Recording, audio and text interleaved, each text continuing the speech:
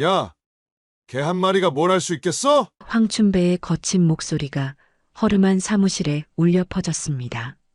40대 중반의 그는 책상 위에 펼쳐진 항공 사진들을 손가락으로 가리키며 비웃었죠. 형님, 그래도 조심해야 하는 거 아닙니까? 최마루가 조심스럽게 말했습니다. 30살의 그는 드론을 조종하며 며칠째 그 별장 일대를 정찰해 왔거든요. 조심? 뭘 조심해? 이 바보야. 황춘배가 담배를 깊게 빨아들이며 콧방귀를 뀌었습니다. 시골개 한 마리한테 쫄아서 어떻게 이 바닥에서 살아남겠어? 드론으로 촬영한 영상 속에는 한적한 산골 별장이 고요히 자리 잡고 있었습니다. 마당 한가운데에는 순백색 진돗개 한 마리가 나른하게 누워 있었죠. 햇살을 받으며 평화롭게 눈을 감고 있는 모습이 영락없는 시골 애완견 같았습니다. 저게 말고는 아무것도 없어요. 이대근이 사진을 자세히 들여다보며 말했습니다. 경비시설도 감시카메라도 경보장치도 보이지 않습니다. 그럼 됐어. 황춘배가 만족스럽게 고개를 끄덕였습니다. 주말마다 도시에서 올라오는 부자들 별장치고는 너무 허술하군. 그때 조성진이 휴대폰을 들여다보며 입을 열었습니다. 형님, 그런데 이 별장 주인이 좀 이상해요. 뭐가 이상하다는 거야? 동네 사람들이 그 사람을 무척 존경한다는 얘기를 들었거든요. 황춘배가 코웃음을 쳤습니다. 존경? 시골 촌놈들이 뭘 안다고 존경을 해. 아무튼 조심해서 나쁠 건 없잖아요. 한편 그 시각 산골 별장에서는 장도식이 마당 한편에서 장작을 패고 있었습니다. 60대의 그는 여전히 탄탄한 체격을 유지하고 있었고 도끼질 하나하나가 정확하고 힘이 있었죠. 백호는 그런 주인을 물끄러미 바라보며 가끔 꼬리를 살랑거렸습니다. 도식 형님, 오늘도 일찍 일어나셨네요. 마을 이장이 지나가다 인사를 건넸습니다. 아, 이장님. 일찍 왔구만.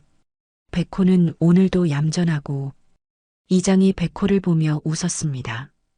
이 녀석은 정말 얌전해요. 짖지도 않고 장도식이 도끼를 멈추고 백호를 바라봤습니다. 이놈이 나보다 사람을 더 잘 알아보지. 그의 목소리에는 묘한 뉘앙스가 담겨 있었습니다. 백호는 고개를 갸웃거리며 산 쪽을 바라봤습니다. 바람에 실려오는 냄새들을 코끝으로 분석하고 있었죠. 평범한 시골 개처럼 보이지만 그의 눈빛에는 예사롭지 않은 것이 있었습니다. 그런데 형님, 요즘 도시에서 별장 털이 사건이 많이 일어난다던데요. 이장이 걱정스러운 표정으로 말했습니다. 우리 동네까지 올 일은 없겠지만요. 장도식이 잠시 손을 멈추고 백호를 내려다봤습니다. 글쎄요. 오면 오는 거죠. 그의 대답은 의외로 담담했습니다. 형님, 드론 영상 다시 한번 보세요. 최마루가 노트북 화면을 가리키며 말했습니다. 정말 경비시설이 아무것도 없어요. 황춘배가 화면에 얼굴을 가까이 대고 자세히 살펴봤습니다. 별장 주변은 평범한 나무 울타리로만 둘러싸여 있었고 현관문도 오래된 나무문이었죠. 가장 눈에 띄는 건 마당 중앙에서 느긋하게 낮잠을 자고 있는 백색 진돗개뿐이었습니다. 저게 좀 봐라. 이대근이 웃으며 말했습니다. 완전히 방심하고 있잖아요. 드론이 별장 상공을 맴돌아도 백호는 꿈쩍도 하지 않았습니다. 귀 하나 움직이지 않고 평화롭게 잠들어 있는 모습이었죠. 마치 세상 걱정이 없는 평범한 애완견 같았습니다. 완벽해. 황춘배가 만족스럽게 고개를 끄덕였습니다. 오늘 밤에 실행한다. 그 시각 별장에서는 장도식이 저녁 식사를 준비하고 있었습니다. 백호는 부엌 입구에 앉아 주인의 움직임을 지켜보고 있었죠. 8살의 나이에도 불구하고 그의 자세는 여전히 반듯했습니다. 백호야, 배고프지? 장도식이 사료를 그릇에 담아주며 말했습니다. 백호는 꼬리를 살짝 흔들며 천천히 일어났습니다. 하지만 사료에 입을 대기 전에 백호는 잠시 멈춤을 했습니다. 코를 킁킁거리며 공기 중의 냄새를 맡고 있었죠. 장도식이 그런 백호를 유심히 바라봤습니다. 뭔가 이상한가? 장도식의 목소리에는 경계심이 서려 있었습니다. 오랜 군 생활로 단련된 그의 직감이 발동하기 시작했죠. 백호가 고개를 들어 산 쪽을 바라봤습니다. 평소와 다른 냄새가 바람에 실려오고 있었거든요. 낯선 사람들의 냄새, 담배 냄새, 그리고 긴장한 사람들에게서 나는 특유의 냄새였습니다. 이상하네. 장도식이 중얼거렸습니다. 이 시간에 등산객이 있을 리 없는데. 백호는 여전히 얌전한 모습을 유지하고 있었지만 그의 귀가 미세하게 움직이고 있었습니다. 숲속에서 들려오는 작은 소리들을 놓치지 않고 있었죠. 발자국 소리, 옷깃 스치는 소리, 억지로 숨죽인 숨소리까지. 한편 숲속에서는 황춘배 일당이 별장을 향해 조심스럽게 접근하고 있었습니다. 어둠을 틈타 나무들 사이로 몸을 숨기며 전진하고 있었죠. 저기 불빛이 보여요. 조성진이 속삭였습니다. 아직 안 잤나 봐요. 기다려. 황춘배가 손을 들어 일행을 멈춰 세웠습니다. 불이 꺼질 때까지 기다린다. 저게는 어떻게 할 거예요? 최마루가 걱정스럽게 물었습니다. 깨 사료에 수면제라도 넣어서 던져주면 되겠네요. 이대근이 제안했습니다. 황춘배가 비웃었습니다. 그럴 필요도 없어. 저런 시골개가 뭘 하겠어? 별장의 불빛이 하나둘 꺼져가기 시작했습니다. 장도식이 잠자리에 들 준비를 하고 있는 것 같았죠. 백호도 마당 한 구석 자신의 자리로 돌아가 몸을 둥글게 말고 누웠습니다. 완벽한 타이밍이네. 황춘배가 시계를 확인하며 말했습니다. 1시간만 더 기다렸다가 들어간다. 하지만 그들이 모르는 것이 있었습니다. 백호는 잠들지 않았다는 것을, 그리고 장도식 역시 완전히 잠들지 않았다는 것을 말이죠. 자정이 넘어서자 황춘배 일당이 움직이기 시작했습니다. 어둠 속에서 그들의 발소리는 의외로 조용했죠. 하지만 백호의 예민한 청각을 속일 수는 없었습니다. 백호는 여전히 마당 한 구석에 둥글게 말린 채 누워 있었습니다. 하지만 그의 귀는 바짝 세워져 있었고 눈은 반쯤 뜬 상태였죠.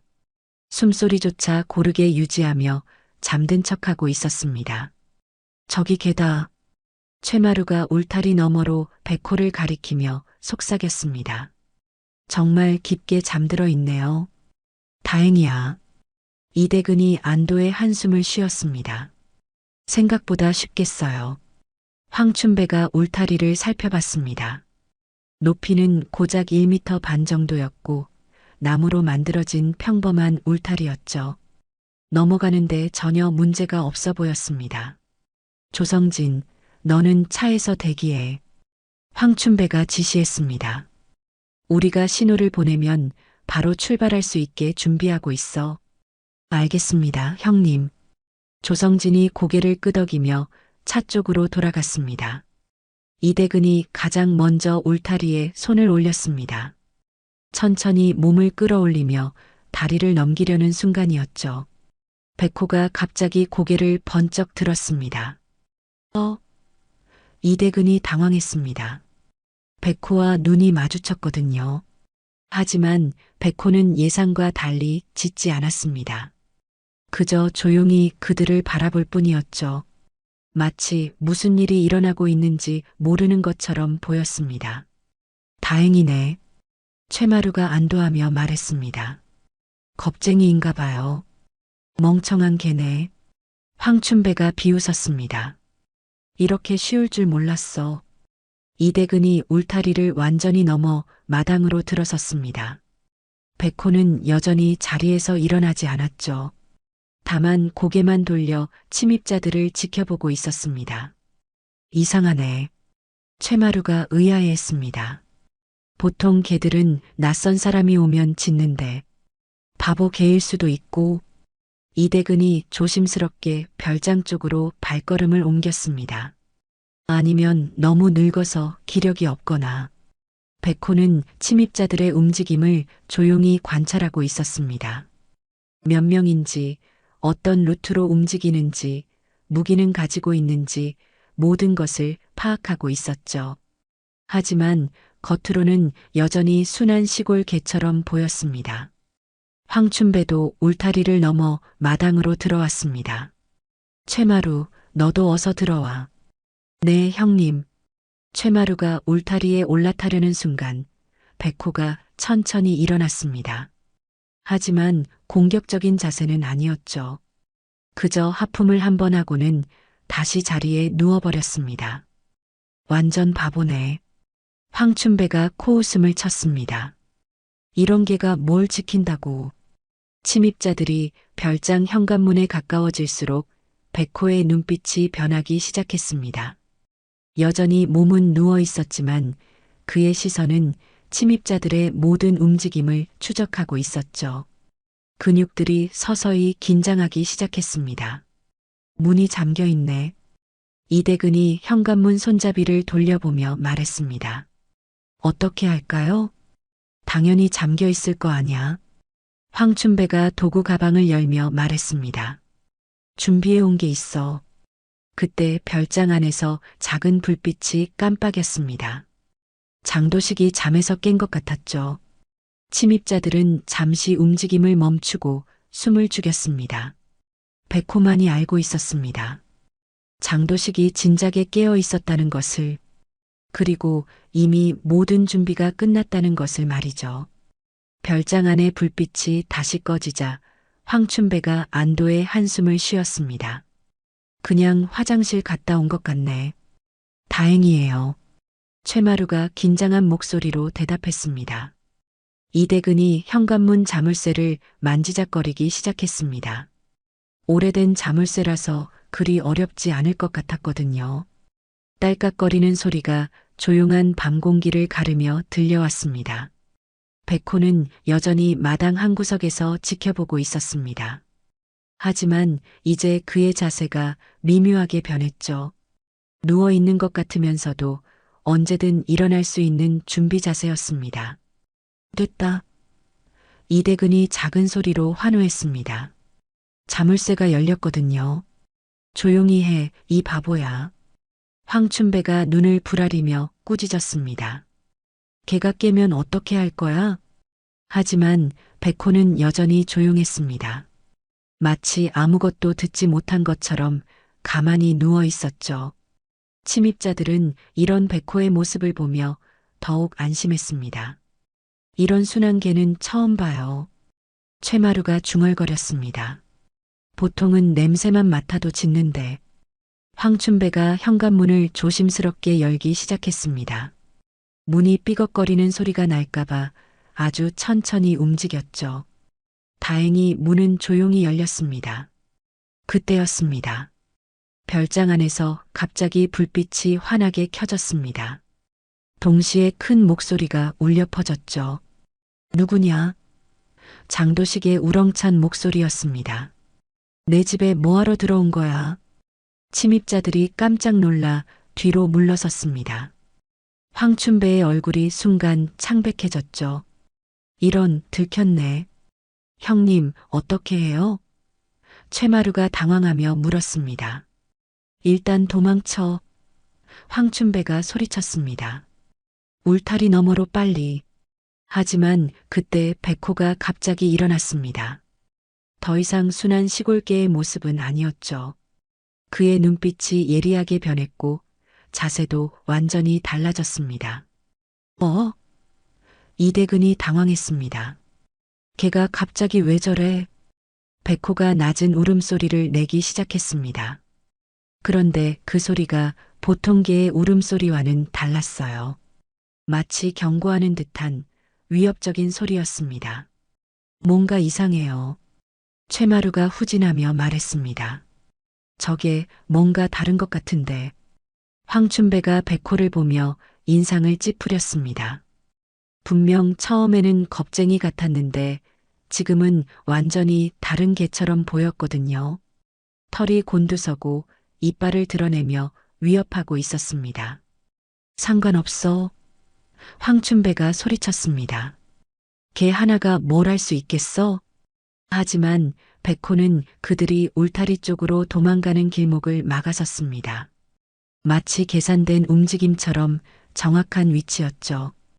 더 이상 평범한 애완견의 모습은 전혀 찾아볼 수 없었습니다. 이상하다. 이대근이 중얼거렸습니다.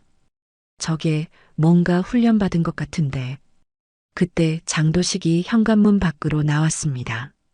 손에는 휴대폰이 들려 있었고 이미 누군가에게 신고를 한 것 같았죠. 경찰이 곧 올 거다. 젠장. 황춘배가 욕을 내뱉었습니다. 빨리 도망쳐야 해. 하지만 백호는 여전히 그들의 퇴로를 막고 서 있었습니다. 한 발자국도 물러서지 않았죠. 그 모습은 마치 훈련된 경비견 같았습니다. 침입자들은 이제서야 깨달았습니다. 자신들이 평범한 시골개라고 생각했던 백호가 사실은 전혀 다른 존재라는 것을 말이죠. 저 개를 어떻게든 제거해야 해. 황춘배가 이를 악물며 소리쳤습니다. 하지만 백호는 미동도 하지 않았죠. 오히려 더욱 위협적인 자세를 취하며 침입자들을 노려보고 있었습니다. 형님, 뭔가 이상해요. 최마루가 떨리는 목소리로 말했습니다. 저게 보통 개가 아닌 것 같은데요. 백호의 움직임은 확실히 달랐습니다. 일반적인 개들처럼 감정적으로 짖거나 흥분하지 않았거든요. 차분하면서도 계산된 움직임으로 침입자들의 모든 동선을 차단하고 있었습니다. 개 하나가 뭘 어쩌겠어. 이대근이 용기를 내어 백호 쪽으로 다가갔습니다. 비켜, 이 멍청한 놈아. 하지만 백호는 후진하지 않았습니다. 대신 한 걸음 앞으로 나서며 더욱 낮은 울음소리를 냈죠. 그 소리에는 경고의 의미가 담겨 있었습니다. 젠장, 무서워하지 마. 이대근이 자신을 다독이며 백호에게 손을 뻗었습니다. 그 순간 백호가 움직였죠. 하지만 공격하지 않았습니다. 대신 재빠르게 옆으로 몸을 피하며 이대근의 균형을 무너뜨렸어요. 이대근이 비틀거리며 넘어질 뻔했습니다. 뭐야, 이게. 이대근이 황당해했습니다. 분명 공격할 줄 알았는데 오히려 자신이 당황하게 됐거든요. 백호는 이대근이 넘어질 뻔한 틈을 타서 다른 위치로 이동했습니다. 이제는 침입자들과 차가 있는 곳 사이를 완전히 차단한 위치였죠. 마치 모든 것을 계산한 듯한 완벽한 포지셔닝이었습니다. 이상해. 황춘배가 중얼거렸습니다. 저게 뭔가 다르다. 장도식이 현관 앞에서 조용히 지켜보고 있었습니다. 그의 표정에는 묘한 미소가 떠올랐죠. 백호야, 잘하고 있다. 뭐라고요? 황춘배가 장도식을 바라봤습니다. 당신이 저게를 조종하고 있는 거야? 조종?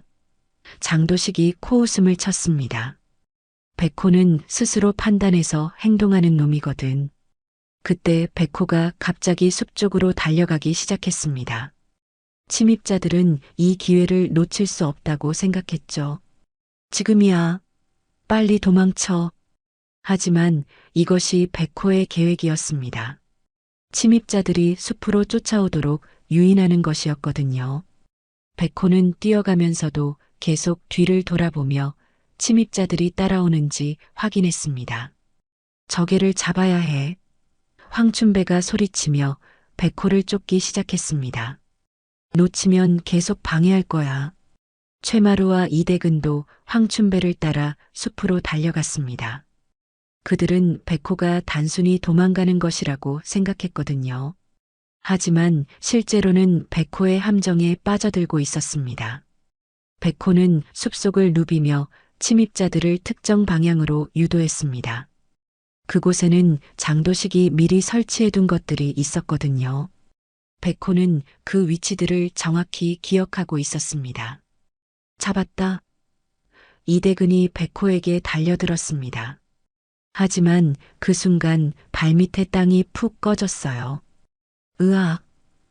이대근이 비명을 지르며 구덩이 속으로 떨어졌습니다. 깊이는 2미터 정도였지만 올라오기에는 충분히 깊었죠. 이대근아! 황춘배가 놀라며 소리쳤습니다. 무슨 일이야? 함정이에요. 여기 구덩이가 있어요. 이대근이 구덩이 아래에서 소리쳤습니다.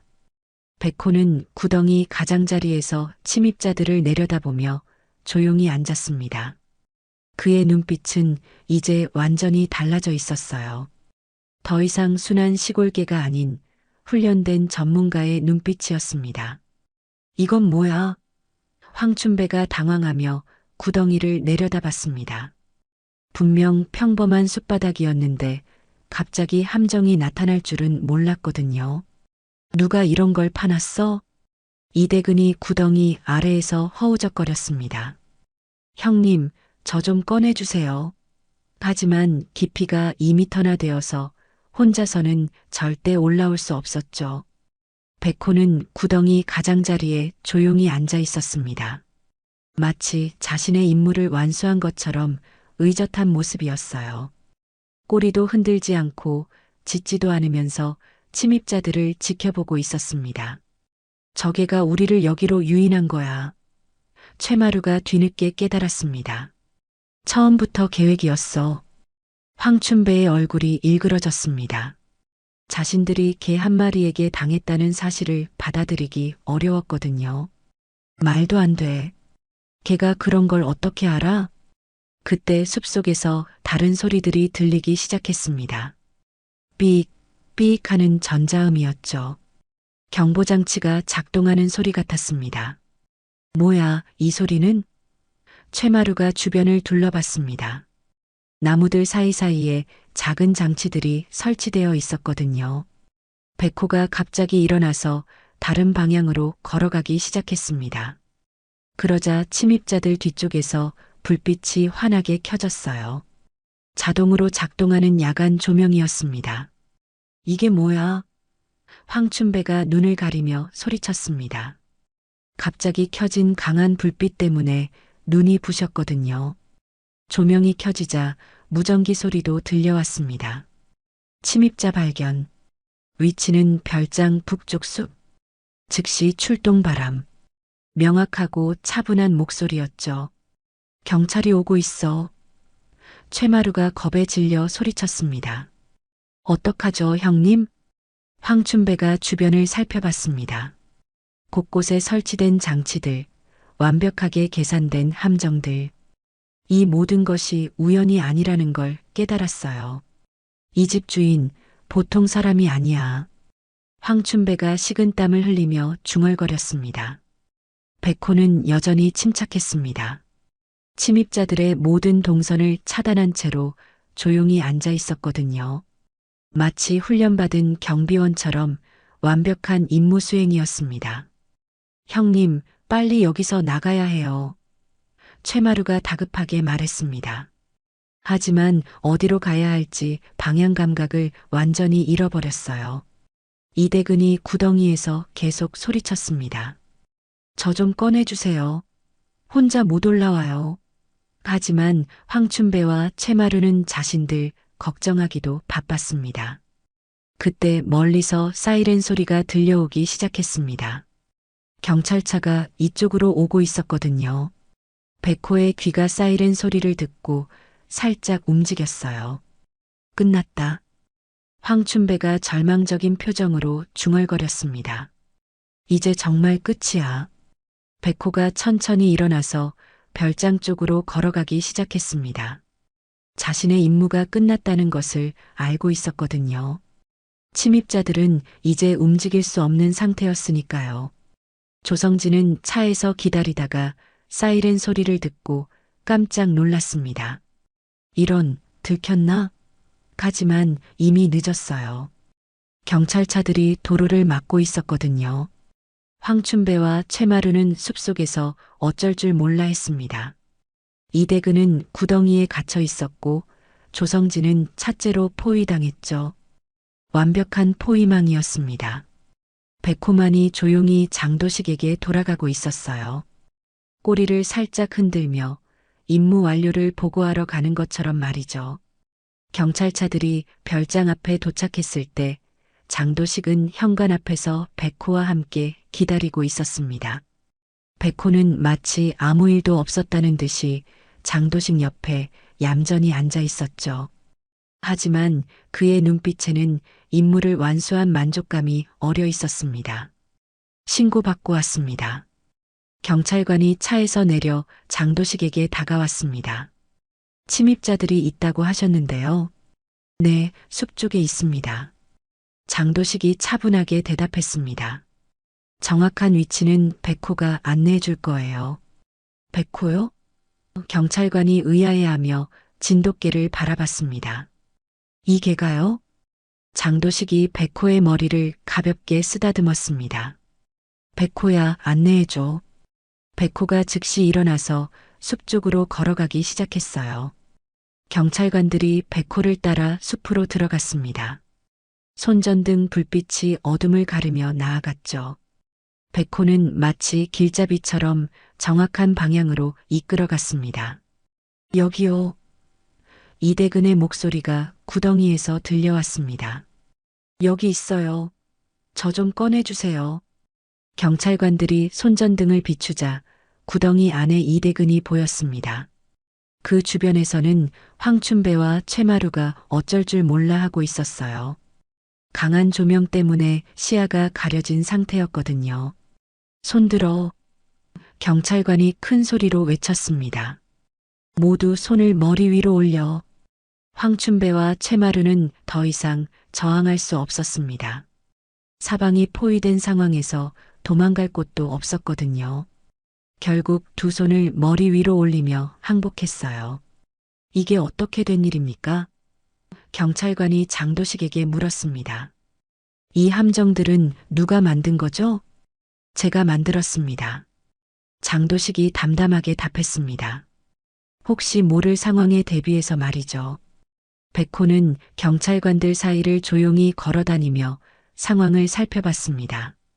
침입자들이 모두 검거된 것을 확인하고 나서야 안심한 듯 보였어요. 꼬리를 한번 흔들며 장도식에게 돌아갔습니다. 구덩이에서 끌어올려진 이대근이 경찰관에게 말했습니다. 저 개가 우리를 여기로 유인했어요.